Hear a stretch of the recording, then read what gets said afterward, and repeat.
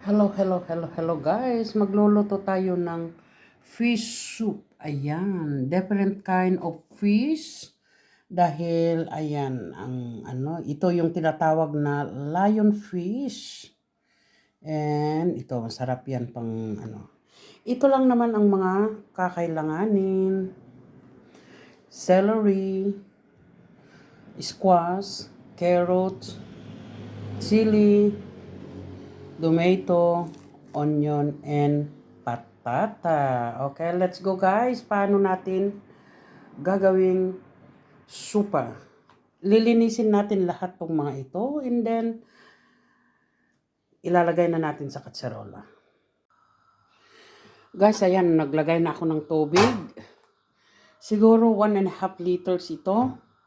Lalagay ko na ang tamatis and onion. Ayan, tamatis plus onion. Ayan, kumukulo na. Ilalagay na natin ang parsley. Ayan.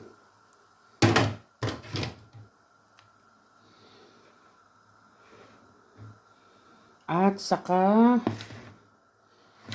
pwede na rin natin ilagay yung mga vegetable.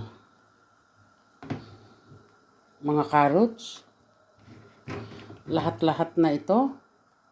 Para, kasi ito na Ito na yung nagawa ko na. Nalinisan ko na yung squash, carrots, and patata. Kaya ilagay na natin dito. Ayan, ganyan na yan. At maglalagay tayo ng asin, salt. Para magkalasa. Ayan. And we leave for 1 hour para maluto.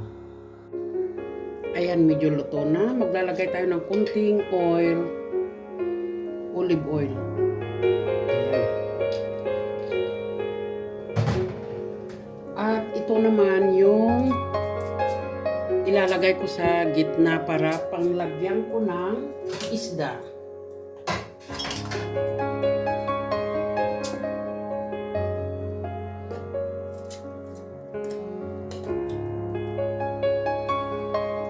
Ayan. Yan po, ilalagay yung isda. Para yung tinik, hindi mapupunta doon sa loob.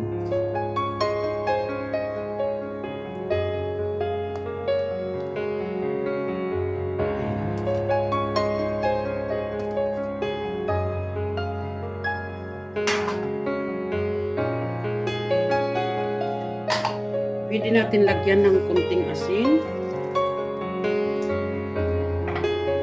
And black pepper.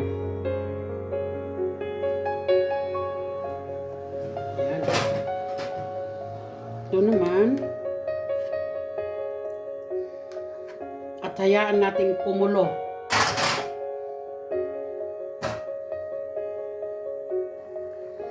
Ayan guys. Ang sarap ng amoy. Ayan. Hayaan lang natin maluto yan.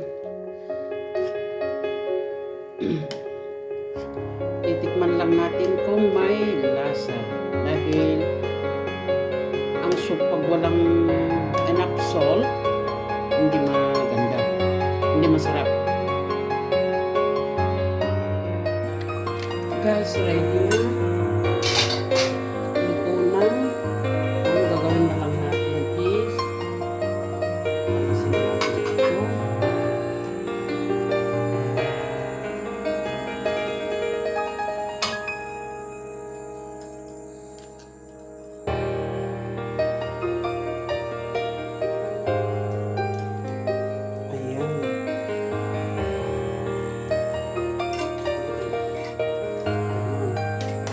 Tapos, itong natira,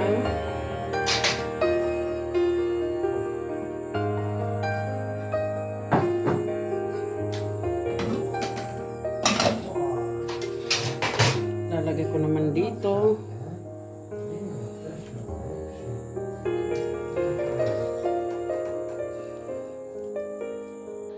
Maglalagay tayo ng rice dito sa soup. Pero huhugasan muna natin. Ayan. Nato. Ito naman ay hintayin natin maluto yung rice na nilagay ko. Yan ang sarosupa na sa tawag sa Greek words. Ito naman yung nilagay ko na. Nilagay ko na dito sa yung carrots, patatas, kalabasa, kulukiti, squash, yung tamatis and onion, at yan na rin yung isda. Okay. Fish. So, hintayin na lang namin maluto yung supa, guys, para kakain na kami.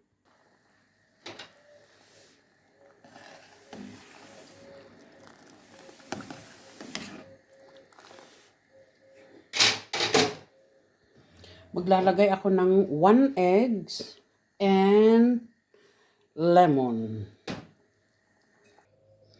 So guys, yan na ha. At saka lemon.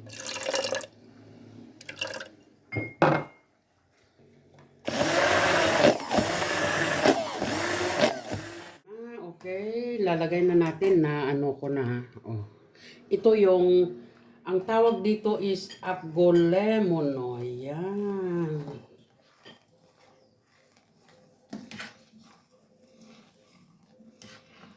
With lemon. Isang kulo na lang, enough. Tama na.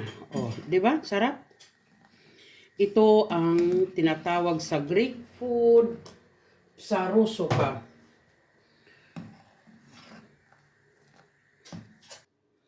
Ayan na guys, ito yung Greek soup na sarosupa.